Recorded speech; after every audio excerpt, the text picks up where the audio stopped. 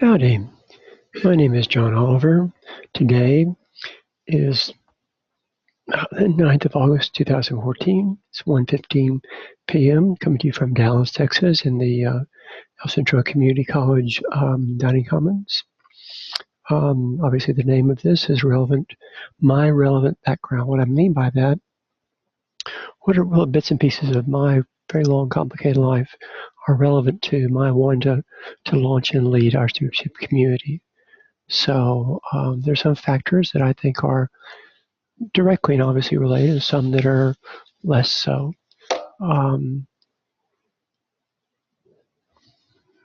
So let's get this thing to work right. It'll be good. So I've had a complicated life. It would take me hours to tell you just an overview of my very long, complicated life. People ask me to do an autobiography, and it's interesting, it's inspirational, and later on I'll do it as an ebook, maybe as audio video thing, I don't know, but it's very complicated. These are the highlights of my personal history that contributed to why I want to launch and lead our stewardship community. You may, and the purpose to share it with you is you can know where I'm coming from. You can, and really I want you to trust me. Because I'm asking you for your time, for your attention, affection, for your referrals, for your money. For this to be successful, it's going to take many people giving many dollars and many hours and ultimately trusting me. So I need to know me to trust me. Maybe you identify certain parts of my life. I've had certain difficulties with depression and disappointment, and with romance and unrequited love, and headaches, heartaches, and hassles with romance, with academia, with all kinds of things. So parts of it you identify with, parts of it you won't. Oh well. But you appreciate the roots of where I'm coming from Science Products and Services, and you'll know why I think and do what I do. If you agree with it, you don't understand it. I'll include here things like, for example, my mother, elementary school teacher, she and I were very, very close.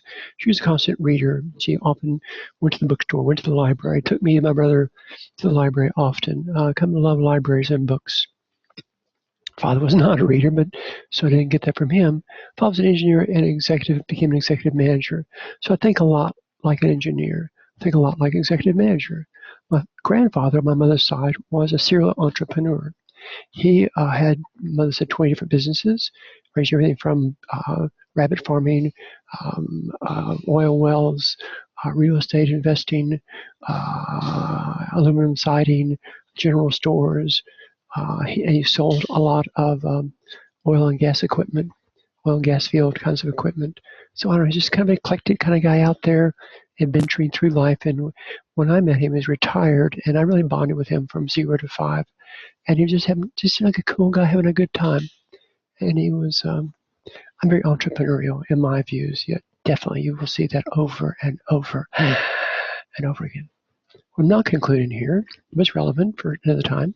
I've been engaged 3 times and never married. I can talk about that here, except for what you said. I've dropped out of college 3 times. I can talk about that. I had 3 near-death experiences. All those are very important. They've shaped me, but they don't really directly relate to what we're talking about here. I was firstborn, so I become hyper-responsible. I have 1 brother, 3 years younger. Neat guy. He and I are very close. Both my parents were only children, so I have no aunts or uncles or cousins. I felt a need, and both my grandparents were alive. So as a small child, I felt that I needed to super impress them with great achievements. My father and both my grandfathers were successful in their own chosen fields, so I didn't become super successful. To make a difference if I won the Heisman Trophy or the Academy Award or the Pulitzer Prize or President of the U.S. or 5-star general, just as long as I super succeeded. That was the not stated but subtle feeling that I picked up on. I'm sure all parents and grandparents kind of emit that to their children, but I embodied that. So I have ambition way down inside my toenails. I was born in Houston, Texas. At the time, it was 1953.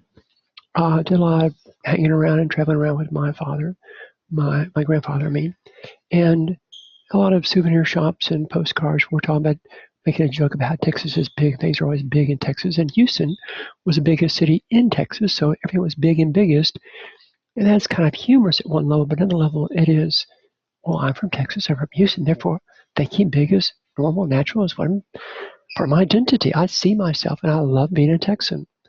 Um, I can't, people ask me, well, you just think small, just do one little thing. Well, that one little thing is so hard for me. Again, this is the dining commons as chairs are scooting around. 1953, so I was a baby boomer. And at that time, as a teen years, a lot of anti-establishment, anti-war protests, that kind of stuff. And that affected me in small ways, and I could talk about that later on some other time. But what troubled me, they weren't for anything. They wanted to drop out. They wanted to hang out. They wanted to get high. They wanted to have free love. That's interesting. But what's it worthwhile? Well, I've been searching for these long, painful decades. What's worth living for, dying for, striving for? Well, what I will show you, I believe, is really, really, really worthwhile. I was in the Boy Scouts and Sea Explorers. Those impacted me very deeply, particularly regarding merit badges. I'll talk much about that later. But I got about 10 or 12 merit badges, which was a few, not a zillion, but I learned by doing. I was in a community of people learning together about sailing, Sea Explorers, or camping, or hiking, or knots, or whatever. Merit badges and going to summer camp were vital. Those are shaping experiences. I had really 4 golden years between the sophomore year of high school and the sophomore year of college. I started a Christmas tree sale with the Sea Explorers, and we needed to raise $400, and we raised $1,100. The next year they raised $2,200, and the next year they raised $3,300 because they followed the pattern that I pioneered. Bahamas cruise. Whenever I was Sea Explorers, we went cruising. It's an idea I came up with. I getting tired of sailing around Galveston Bay. Let's go to the Bahamas. We went there. It was one crazy year the first time, really difficult, painful. Second year was more pleasant. I went again the third year.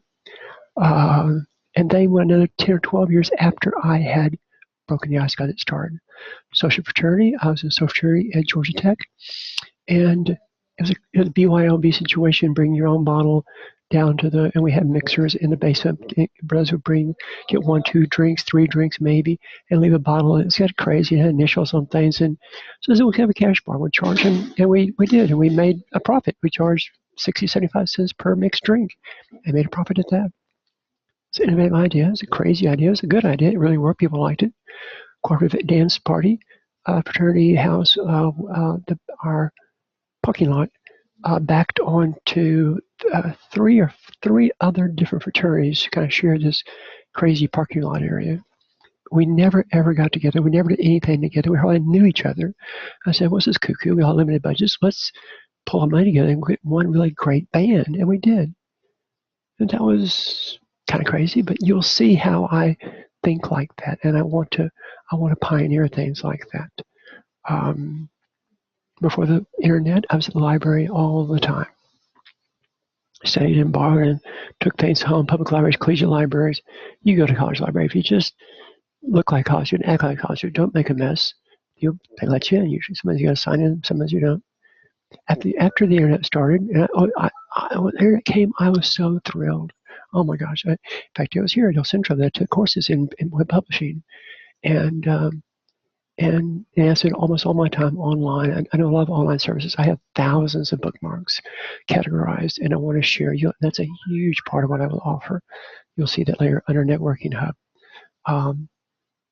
I've experimented with lots of online tools. When I say, well, I want to use proven business tools that businesses use to do things to serve for nonprofit purposes, educational purposes, I don't mean, well, gosh, would it be nice if, what if?